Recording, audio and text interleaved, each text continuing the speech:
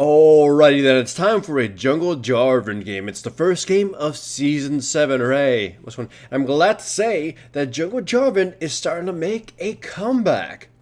Pretty much most any quasi-assassin is sort of making their rise. I mean, who would have thought that quasi-assassins would work out in an assassin meta, right? Yeah, anyways. That's why you're seeing champions like Hecarim, Vi, Jarvan, and even Xin Zhao, and you're seeing their anything that can sort of counter them with something like a hard CC or just general protection or tankiness. That's why you see champions like Rammus start coming out, because the taunt is last a billion years and you can stop someone's complete combo flow. Either way, the path of clearing is pretty much the same for almost everyone. Just, obviously some alterations and some considerations of which camps you probably don't want to clear in your first clear. But mostly it's just the same. As I said in an earlier video, everyone will just anyone who was near the top, kind of stayed pretty much the same, and a lot of champions from the bottom sort of got raised up. So champions like Jarvan have a much easier time clearing, except the chickens, just avoid the chickens at all costs, and a lot of other champions like Nautilus are being helped out. Either way though, right now Nautilus top is much more preferable than jungle, so you probably still won't see jungle Nautilus until maybe something else happens. Anyways, you already saw me go for a little low level gank and try to kill the Cassiopeia. Popped her flash, so technically that worked out since it didn't cost me anything. And Echo so far has died twice, but killed Nasus once. He's sort of attracting Hecarim's wrath right now. It's pretty bad that Hecarim is getting a lead in terms of kills and experience. But whatever, we'll see what happens, right? In this game, right now I'm trying to get to level 6 as quickly as possible because it seems most of the lanes are playing safely and Cassiopeia's pretty paranoid. But unfortunately for her, she tried going all in on the Victor and she had no flash. So I just managed to be there right on time to catch her and kill him. And then Hecarim is just going to sort of like blitz in here thinking he can burst down the let's call it Victor. And then I ult him in the tower, and the tower basically deals enough damage for me and Victor just to finish him off without much of a hassle. By the way, those exploding things, I haven't really been seeing anybody use it when I've been watching them play. Either they use it to some kind of meaningless effect, or just ignore it altogether. Like I know it's just something you have to get used to, but whatever. Anyways, so for 3 kills for me, plus a little bit of harass on Nami. The game is going so well for me, even though it's mostly just assist, it's good enough.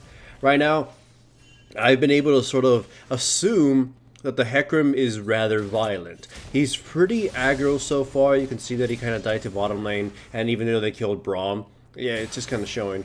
And I really do need to pick down this Nasus because if he doesn't get knocked down a peg, he's going to get a little bit of crazy. So thankfully the Echo is pretty much on the ball here, and me and him kick Nasus' ass.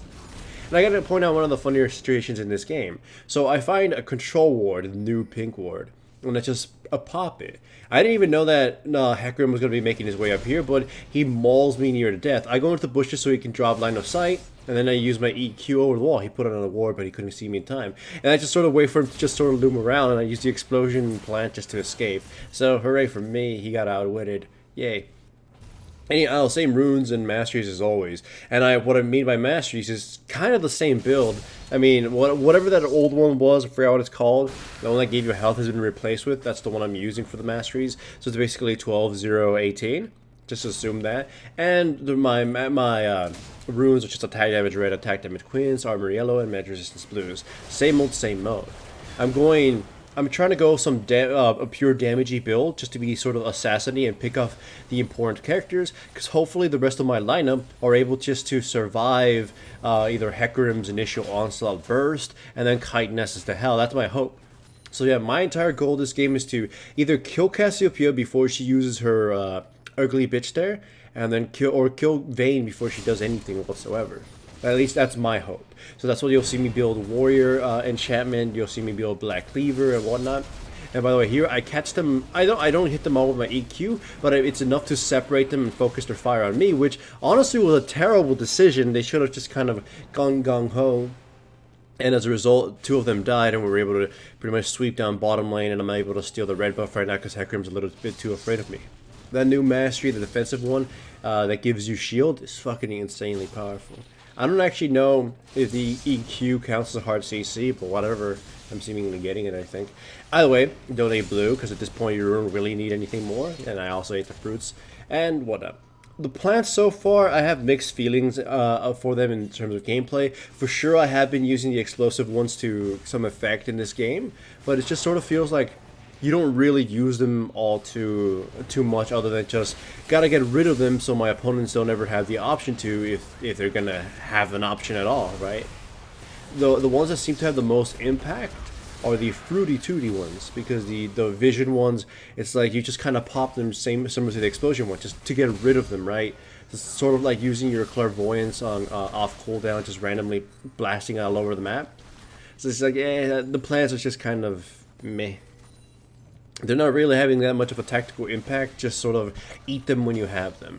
Also here Twitch dies because he thought he could 1v1 a Vayne, who seemingly he wasn't using his abilities properly against. Either way though, it's 9 to 14. I have mostly assists, which is what I wanted in the first place, and Victor has a lot of kills. And pretty much my kill spread for my team is ridiculously good. Unfortunately for the enemy team, their kill spread is on Hecarim. But fortunately for them, in this case, we get CC'd by Cassiopeia, and then Hecarim stomps us in and kills the shit out of me. I couldn't escape because the grounding shit was on top of me, and he manages to basically cause the death of, I think, just, he only killed me. I think somebody else dies at some point somewhere else. But yeah, it was a trade-off 1-for-1 on that one. Right now, my team's kill spread is really good. I don't really have a lot of gold because I'm not farming as well as Hecarim, but I do have assist gold, which is good enough. And once I get the Black Cleaver, with just Warrior and Black Cleaver, I should be able to pretty much kill anybody with a full-on combo as long as I tag him with full combo. And surprisingly, no one even bothered to get the dragon this entire time until it was almost 18 minutes into the game. Whatever though, we basically gain control of at least the bottom lane, because anyone who comes down here is pretty much dead. Of course though, if Hecarim gets a good initiation, I'm pretty fucking frail and will probably explode, so there's that too. Right now, I instruct my teammates to back off because Hecarim was going to come through the jungle, and we just start trying to regain some more control around here. By the way, I gotta love this. It's sort of what I mean. As long as I hit people with my ultimate or my combo, I'll pretty much murder them. Braum gets some good hits in and lures the Cassiopeia out, and then she basically explodes. I dodge her ultimate just by, staring away from it, and then just stab her to death. Right for me. But then, unfortunately, Hecarim comes in, and you can see the brunt of his damage just nail me in the asshole. And then Braum has no chance of escaping, and he gets taken down. Hecarim uses his ultimate, almost kills me. I was just sort of hanging around there, just trying to see if maybe I can inch out a some savior points on saving Braum's life or killing the Hecarim. Either way, so far Season 7 is pretty good. I mean, the assassin was running amok is pretty, bad. Some of them are in balance, but so far it seems the jungle, at least for me, I feel like I'm gonna have more options in order to play. Again, sort of assassins just sort of make it that certain champions that are super murdery are really good. But when I was clearing on all these playtests or custom games and after release and then playing in this game, I just sort of felt like clearing isn't much of a big issue as long as you're sort of paying attention and you make a reasonable decision, right? I guess that's what they wanted. And there's not going to really be a time where you can't really kill anything, but if you remember earlier in the game when I went to the Krugs, I was gonna back off after the Krugs, and for good reason. They were gonna chunk me by a shitload of my health. But that was completely, I had completed plan for that. So it's sort of like, as long as you know what every single camp is gonna do to you and your champion, then clearing should never really be a problem. It sort of is gonna give players a sort of burden of knowledge kind of situation. Like, if you don't know that Krugs for your specific champion is gonna kick his ass, then you won't realize that you were gonna have to go back, and they may put a damper on your plan. Sort of, right? That's what I'm trying to get to it. If it doesn't make sense, I'll probably make a comment on the video below. But whatever. Anyways, as you can see, the enemy team is starting to get a leg up in certain fights, but they're still seemingly losing every now and then. And again, this is a big problem for them, that their kill spread isn't that great. 7 on Hecarim, 0 on Nasus. Nasus at this point is just an aggro magnet. We can easily pick him off for most kills. He's not really worth that much, but the enemy team is going to be having to use a lot of resources to try to save him, although he's super tanky. Anyways, Hecarim goes in, kills a Twitch, but then there's nothing Nasus can do, so he dies, and the Hecarim is also pretty squishy, so me and Braum just kind of beat him to death as well. So yeah, 2 kills for 1. Their Nasus is basically worthless. Their Hecarim is full of gold, but he's, aside from his initial burst, he's really not going to be able to do very much because my team is kind of designed just to not be. My team is designed not to be too totally clumped up. We kind of have like this little hexagonal, or not, a pentagonal kind of positioning in fights. I have one guy in the front, two people to the sides of him, and two people behind those two people. So Hecarim is not really getting to do very much. Anyhow, we catch the Nasus yet again. He's again not really worth anything, and we kill him anyways. And Hecarim's gonna storm through. He misses his ultimate. He will kill the Twitch, and he will kill the Braum, and then we will kill him. So whatever. It's still once again sort of exacerbating the problem in that he has all the damn kills. The rest of his team is just trying to farm as best as possible to sort of recover from, well, how fucked they are. But that doesn't necessarily mean the team has no chance in hell of winning. It just sort of means that they're going to have a really proper setup because they're basically a man down. Nasus is going to be a sponge. And of course, if he farmed well, then he farmed well, but from what I know, he didn't really farm up his Q that much. Anyways, Echo catches the Hecarim, or more so the Hecarim try to find him because he thought he was alone, and then we give chase to the Hecarim, and I use my flash and my ultimate to catch him and bring him down. Him being the biggest threat is basically just a good reason to just absolutely waste everything on him. At this point, the enemy team can't really even do anything to oppose our little push here. Maybe take a little picks at us, but whatever. You'll see right now Nasus goes forward. He burns everything, but a Smite's slow, a Randuin's slow, my W's slow, all my teammates is slow, and then just Nasus gets to fuck off, and then they eventually kill him. He does absolutely no damage to my team, so he's pretty much worthless this entire game, other than pretty good choice of Withers, right? He's pretty much in a supporting role. Victor gets a little too crazy and goes in to kill the enemy Vayne, results in his death, and then it eventually results in a slow death of the Braum while I try to escape.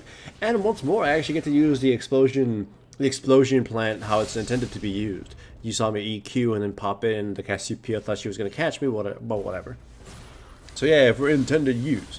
Either way, 22 to 32, you know how this game is going, but it's solo queue. So you know bad shit can happen anytime. Hint, hint, hint, hint, hint. Anyways, the enemy team hasn't even really controlled the Baron. They have no vision here, as well as checked by Braum and my other teammates. So we go and take the Baron rather slowly until the Twitch sort of gets here and helps us finish it off. So I was actually worried that the Hecarim might actually get there. By the way, this is something I kind of found out here just by pure coincidence. I used my ultimate on Hecarim, but I couldn't take away my ultimate because I was on the miasma from the Cassiopeia. I'm assuming, because Riot Spaghetti Code, that the disable portion of Jarvan's ultimate is still counted as a sort of mobility thing, a gap closer, so it gets disabled. Whatever. Anyways, the Twitch gets killed because you get a little too close, and then we decide to retreat because we don't have an AD carry. Unfortunately, Braum and the Victor stick around. I'm like trying to decide should I stay with them or leave, and I decide just to leave because of course it's going to result in their death. So yeah, they go solo queue on us and we lose that little advantage we had thanks to the Baron. Two of our members died for free. Twitch, he just got caught. Victor, he didn't leave, so that's just pretty bad.